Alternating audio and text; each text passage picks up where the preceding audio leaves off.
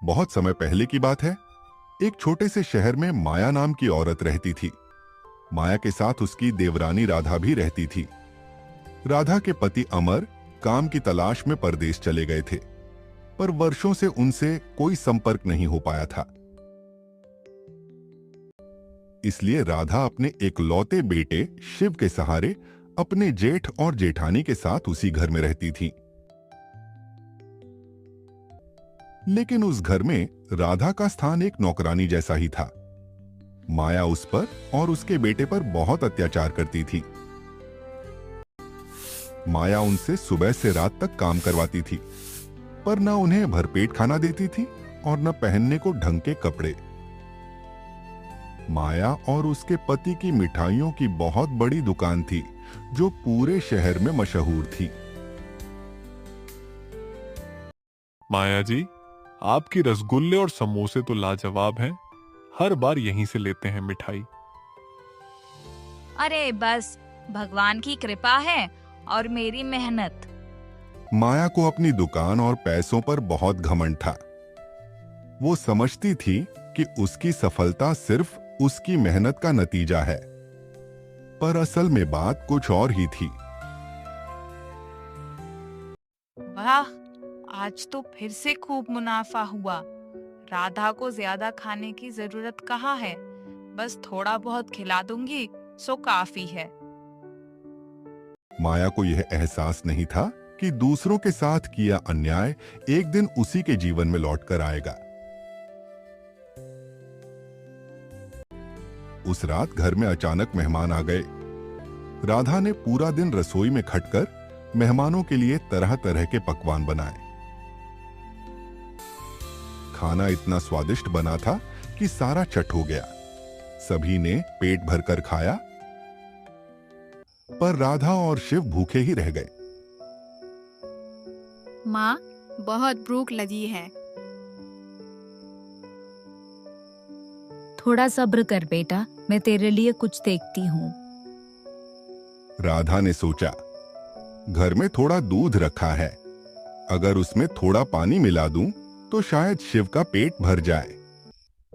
वो धीरे धीरे रसोई में गई, पर गलती से बर्तन गिर गया।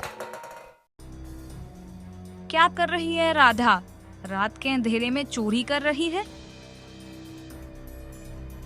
नहीं जेठानी जी, शिव भूखा था, बस थोड़ा दूध ले रही थी।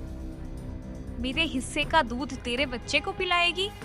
भूखा मर जाए, पर मेरे पैसों पर डाका मत डाल। निकल जा यहाँ से अभी के अभी। जेठानी जी, इतनी रात में मैं कहाँ जाऊंगी? मेरा बच्चा छोटा है। मुझे कुछ नहीं पता, निकल जा मेरे घर से। माया ने दरवाजा धड़ाम से बंद कर दिया। बेचारी राधा अपने बेटे को लेकर अंधेरी रात में निकल गई। भगवान, अगर मेरी मेहनत सच्ची है तो एक दिन मुझे मेरा न्याय जरूर देना। वो अपने बेटे को सीने से लगाकर ठंडी जमीन पर बैठ गई। रात बीत गई, पर उसके आंसू नहीं थमे। उसे नहीं पता था, सुबह उसके जीवन की दिशा बदलने वाली थी। सुबह का समय था। पेड़ों से छनती धूप, पक्षियों की चहचहाहट और हल्की ठंडी हवा चल रही थी। राधा और शिव धीरे धीरे जंगल के रास्ते पर चल रहे थे। माँ, अब हम कहाँ जाएंगे? जहाँ भगवान ले जाएं बेटा, अब मेहनत ही हमारा सहारा है। तभी अचानक राधा ने किसी की दर्द भरी आवाज सुनी। माँ, कोई पुकार रहा है। तो उन्होंने देखा कि एक बुढ़िया जमीन पर गिरी हुई थी। अम्मा जी, आप ठीक हैं ना? शिव बेटा, जल्दी पानी दे। राधा ने बुढ़िया को पानी पिलाया और अपनी साड़ी का टुकड़ा फाड़कर उसकी चोट पर पट्टी बांधी। बेटी, तू बहुत दयालु है। आजकल तेरे जैसी आत्मा कम मिलती हैं। तभी बुढ़िया मुस्कुराई और उसके चारों ओर सुनहरी रोशनी फैल गई। वो अब एक जादुई परी के रूप में बदल चुकी थी। माँ, ये तो परी बन गई। राधा, तेरी सच्चाई और दया देखकर मैं बहुत प्रसन्न हूँ। तेरी जैसी आत्मा ही दुनिया में अच्छाई बनाए रखती है। ये ले बेटी, ये कुछ रुपए और एक सोने का सिक्का। इनसे अपना काम शुरू कर। इस सिक्के में तेरी मेहनत को कई गुना बढ़ाने की शक्ति है। परी माँ, आपका बहुत धन्यवाद। मैं इसे अपनी मेहनत और ईमानदारी से सफल बनाऊंगी। परी आकाश में विलीन हो गई। राधा के दिल में अब उम्मीद की नई किरण जल चुकी थी। वो जानती थी मेहनत और सच्चाई ही असली जादू है। राधा ने उन पैसों से बाजार में एक छोटा सा ठेला लगाया। उसने ठेले पर सादा, स्वादिष्ट और घर जैसा खाना बेचना शुरू किया। धीरे धीरे लोगों को उसके हाथ का स्वाद इतना पसंद आने लगा कि वो ठेला पूरे इलाके का सबसे मशहूर ठिकाना बन गया। कुछ ही समय में राधा का ठेला एक छोटे रेस्टोरेंट में बदल गया। राधा की मेहनत और ईमानदारी से उसका कारोबार बढ़ता गया। राधा अब एक के बाद एक होटल खोलने लगी। उसने शहर में एक बड़ा बंगला बनवाया, जहां वो अपने बेटे शिव के साथ रहती थी।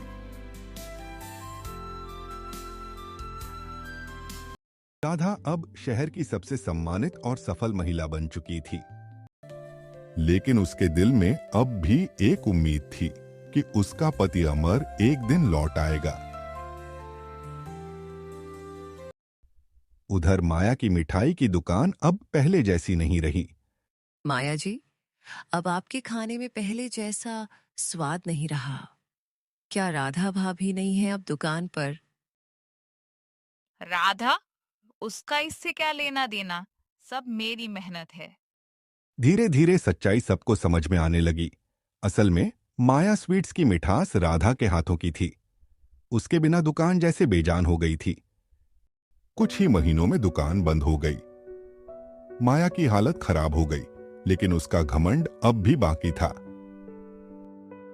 एक शाम जब राधा अपने बेटे शिव के साथ मंदिर में दीपक जला रही थी, उसे पीछे से किसी ने पुकारा, राधा। ये आवाज। जब उसने मुड़कर देखा तो सामने उसका पति अमर खड़ा था। वर्षों बाद। राधा, मैं वापस आ गया। अमर, सच में तुम? हाँ राधा, मैंने बहुत कठिनाई झेली, पर भगवान ने मुझे तुम्हारे पास पहुंचा दिया।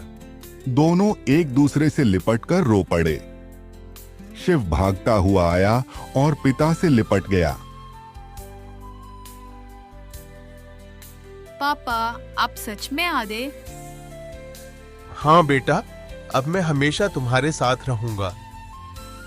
राधा ने अमर को पूरी कहानी सुनाई। परी का वरदान, मेहनत, संघर्ष और सफलता की। राधा, तुमने सच में कमाल कर दिखाया। तुम्हारी सच्चाई ही तुम्हारा सबसे बड़ा गहना है। उधर जब माया को पता चला कि राधा अब शहर की सबसे अमीर और सम्मानित महिला बन चुकी है, तो उसका लालच फिर से जाग उठा।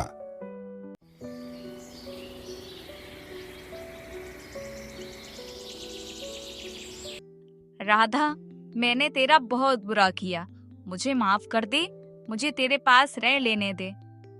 जेठानी जी, बीती बातें भूल जाइए, अब ये घर आपका भी है। लेकिन माया के मन में लालच और ईर्ष्या अब भी बाकी थी।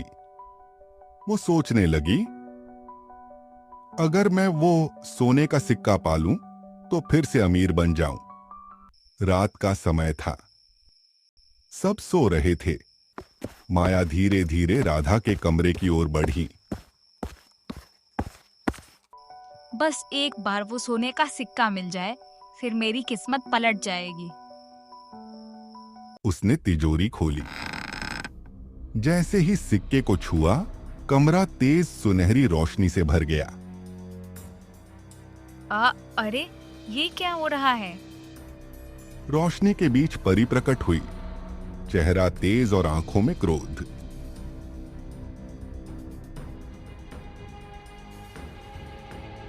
लालची माया, तू फिर वही पाप करने चली आई है।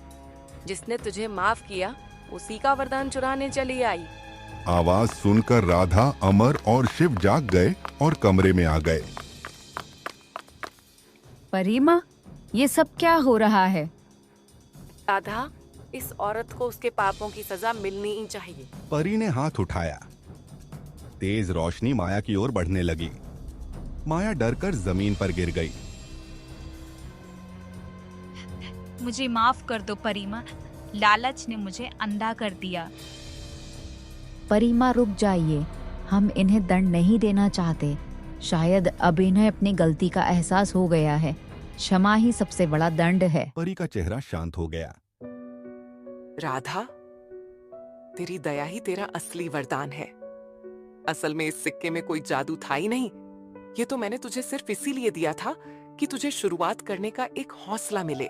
परी ने सिक्के को छुआ। उसकी चमक खत्म हो गई। अब वो एक साधारण सिक्का था। राधा, तू सच में बहुत महान है। मैंने तेरा कितना बुरा किया, फिर भी तूने मुझे माफ कर दिया। उस रात माया को सच्चा पश्चाताप हुआ। उसके दिल से लालच मिट गया।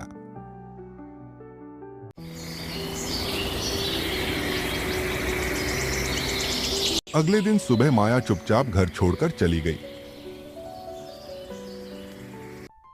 राधा अपने पति अमर और बेटे शिव के साथ खुशी खुशी रहने लगी। उनके घर में अब सिर्फ प्यार, शांति और सच्चाई का वास था। इस कहानी से हमें यही सीख मिलती है, मेहनत, सच्चाई और दया ही इंसान का सबसे बड़ा धन है। लालच का अंजाम हमेशा पछतावे से होता है।